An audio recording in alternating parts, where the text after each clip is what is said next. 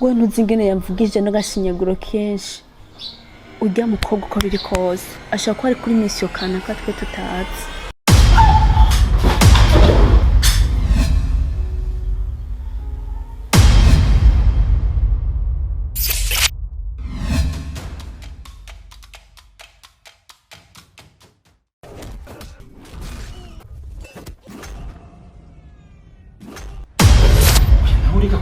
Oya ndeka si wabivutse.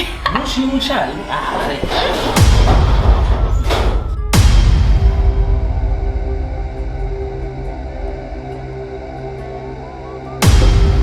Ndagufasha sha. Nawe igiresha. Washana. Niki.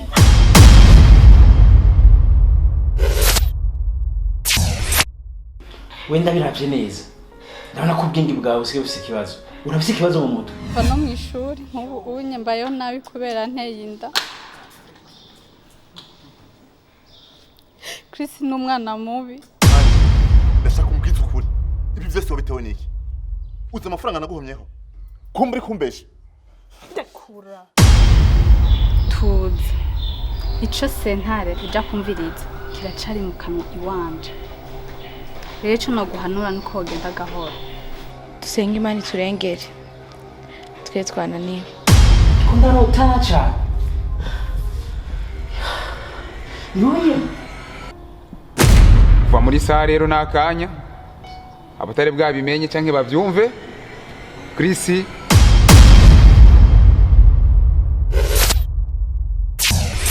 N'uyu nyene nta wundi yankoreye iki. Uyu nyene ni wange.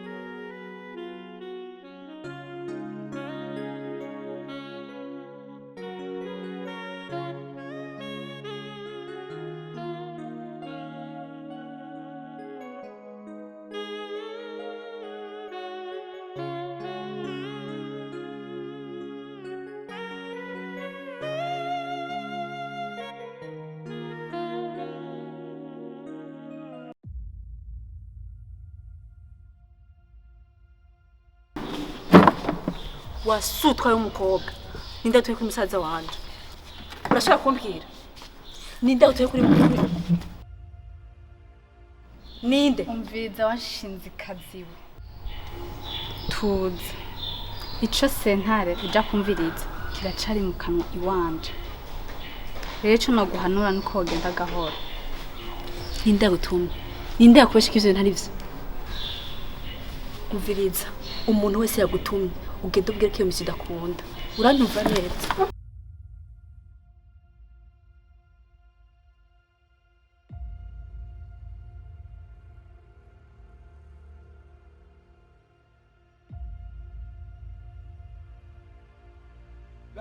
Ani mafaranga ivyo utinewe. Jamenya gutonga hari ubucamanza ka. 15.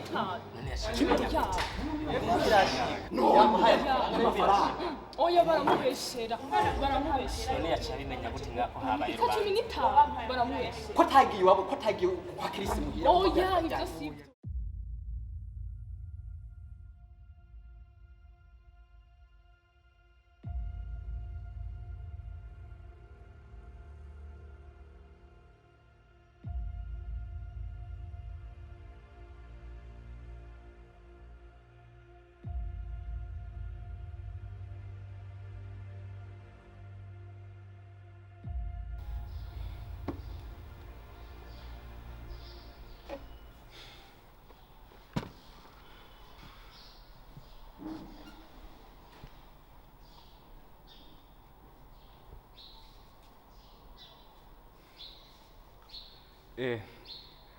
tubashikirize ivuye mu mwiherero.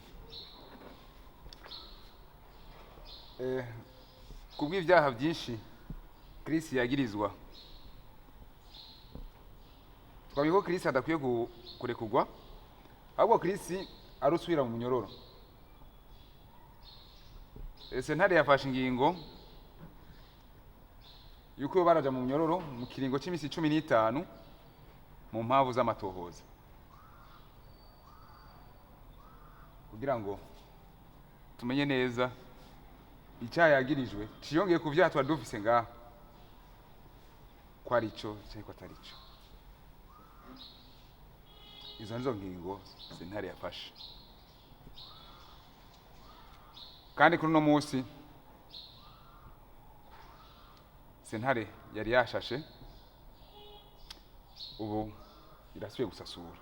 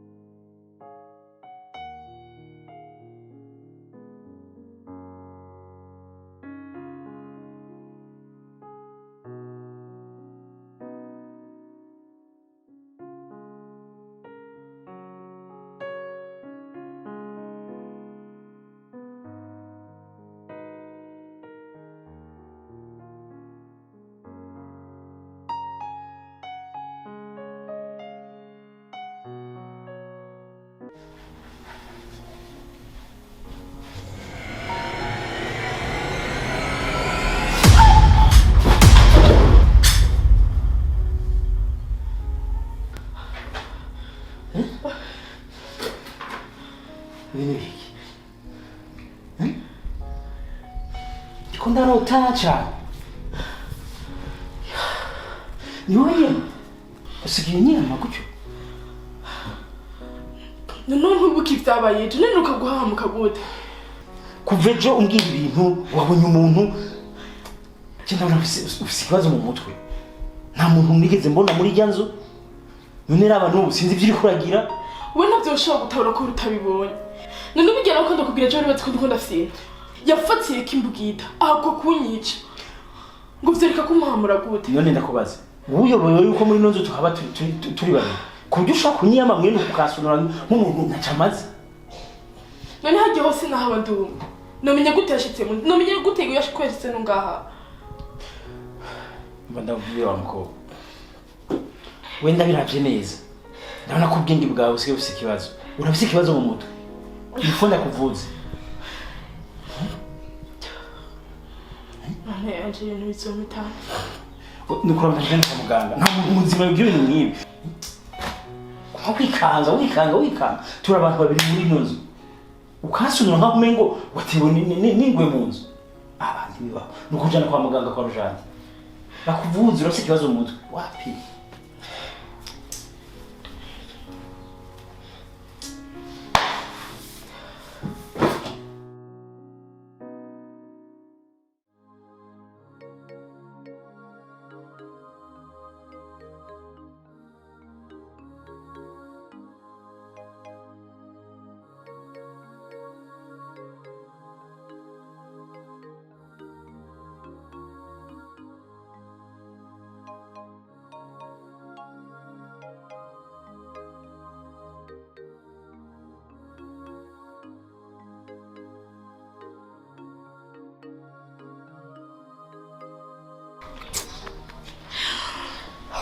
ndiko ndiyumvisha ahantu ryo mukobwa azananye ntigisana habutse baravuze ngo amagorwa ntasigaye yandikwe none yakotora ry'umukobwa mana siko ndabitahura n'ukuri siko ndabyumva nari nzi ngo tugiye ngo dutahe tunezerewe nanzi ko tumutahana none ndabira n'ukuri hitayemo ikindi kibazo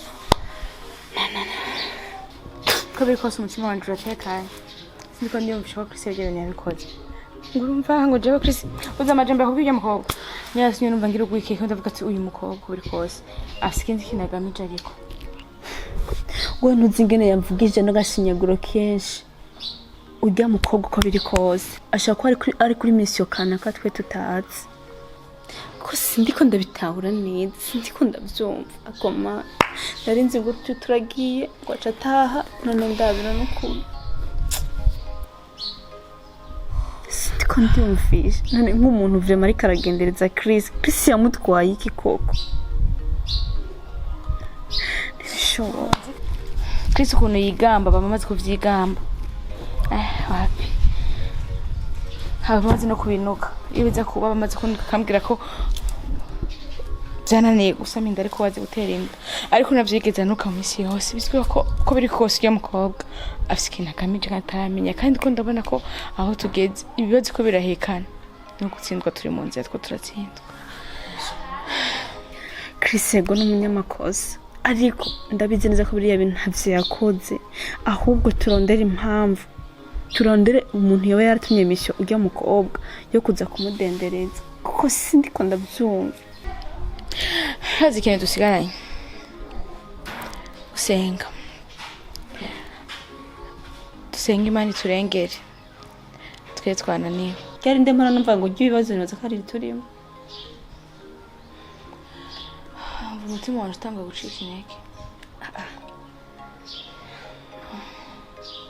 kuri inshuro nta gucika intege reka turindire ujya munsi bazosoma urubanza turaba uburyo bizogenda.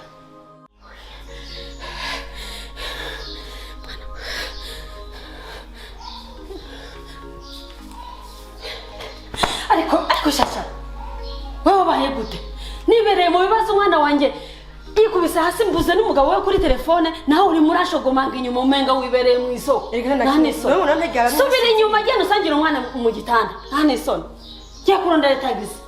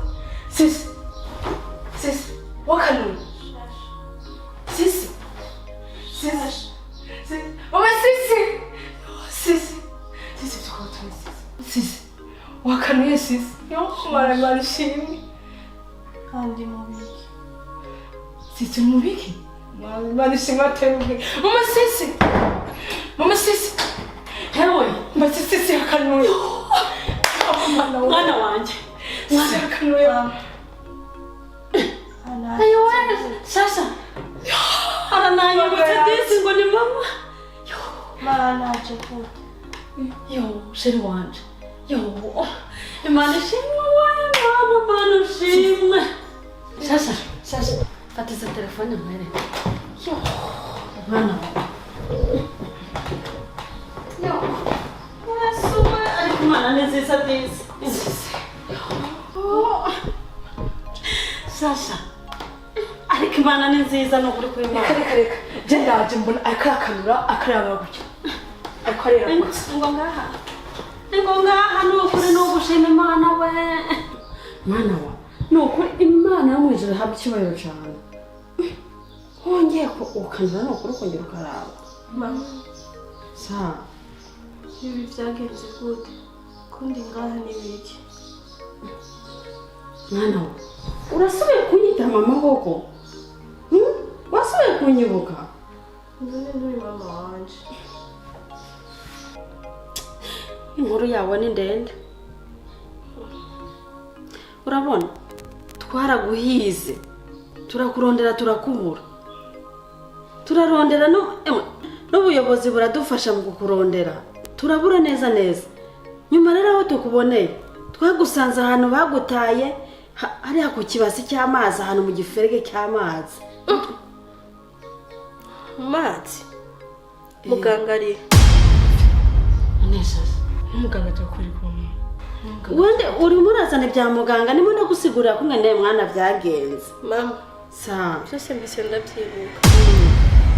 Mabi yose nakorewe n'umuganga.